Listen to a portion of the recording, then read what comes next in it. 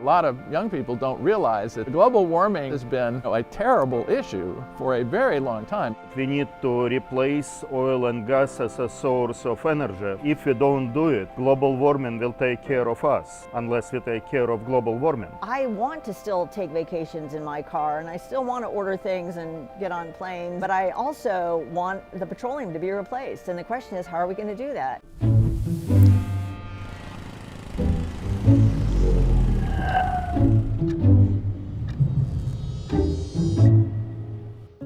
The airline industry is a fast-growing contributor to climate change. Globally, aviation is responsible for nearly 2.5% of the world's greenhouse gas emissions. 2.5% sounds quite abstract, but on a minute-to-minute basis, it's one of the most carbon-intensive things that you can do. It's not necessarily flying that's the problem, it's the type of fuels that planes use, fossil fuels. Some people think algae could be the solution. If we're really going to limit climate change to 1.5 degrees C by the end of the century, we are going to need to rethink how we power our planes.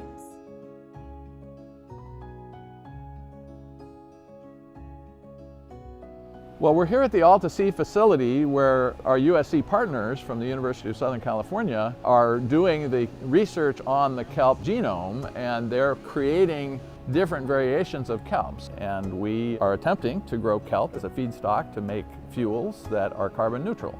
My name is Brian Wilcox, and I worked at the Jet Propulsion Laboratory for 38 years. Today, I am the Chief Technical Officer of Marine Bioenergy, and we create systems for farming kelp in the middle of the ocean.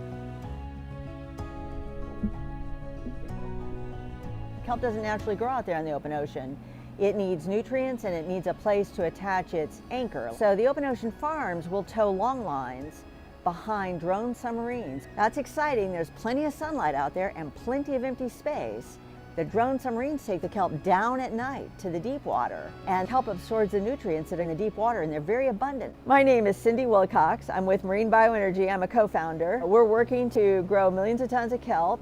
This facility is developed to try to do research on different ocean-related issues, and we found it a very convenient spot for domesticating giant kelp. So you see giant kelp right over there.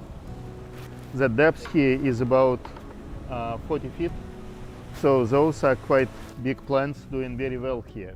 My name is Sergey Нуждин. I work for University of Southern California, professor in molecular computation and marine environmental biology. We are domesticating kelp to make it into a perfect biofuel crop with support of Department of Energy.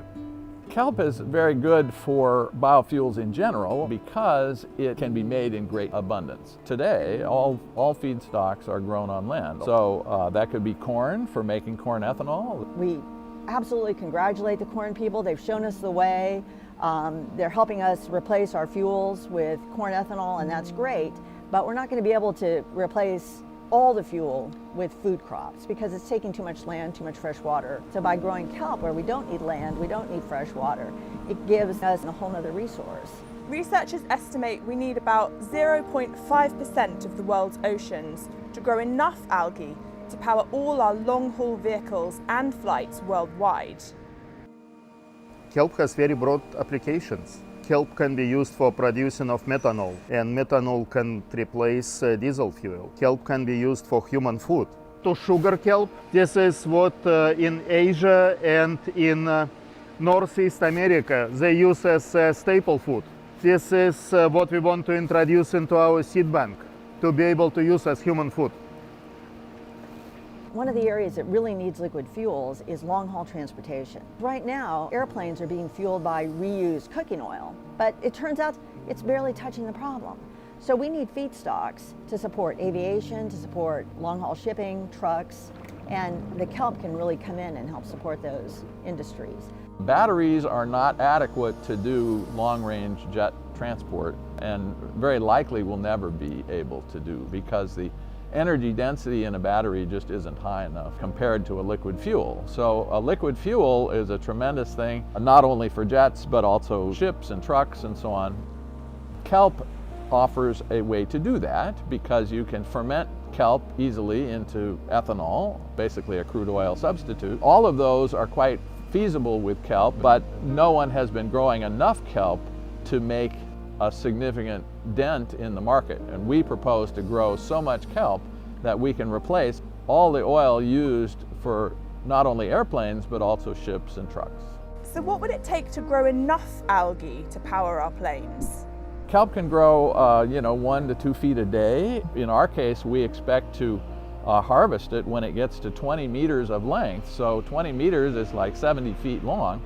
And it grows that long in 90 days, and then you cut it back and then it grows again. So our patented approach is to take the kelp down every night and bathe them in the nutrient-rich water. It's only a few hundred meters down, so you don't have to go very far to get to these nutrients, and then we bring them back. And so in the first phase of our government-funded study, we did that, and we showed that the kelp thrives more than the kelp in the native kelp beds.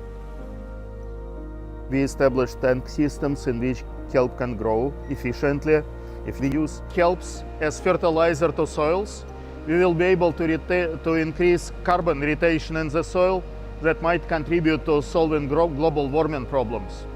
Well, our biggest drawback right now is that there's very little investment in this field, and people are getting excited about the investment opportunities in marine farming in general and kelp in particular. But it takes a long time for people to come to realize that they need to move from terrestrial agriculture to ocean-based agriculture in order to solve the world's problem of not having enough feedstock.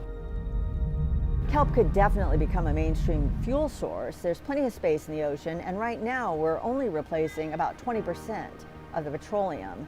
We've still got 80% to go, and we need a massive area to grow feedstocks, and the oceans provide that massive area. Kelp takes no fresh water, no agricultural land, no pesticides. We're very excited about it. It can help supplement the fuel industry for hundreds of years to come, so there's lots of opportunity. I do believe that kelp has future, and I do see a space for ourselves as breeders, as genomicists and basic scientists to help our world to domesticate kelp and use it for improving our lives. I just believe that it will happen, and I want to be a part of it. Some parts of the aviation industry are already seeing the potential of algae-based fuel.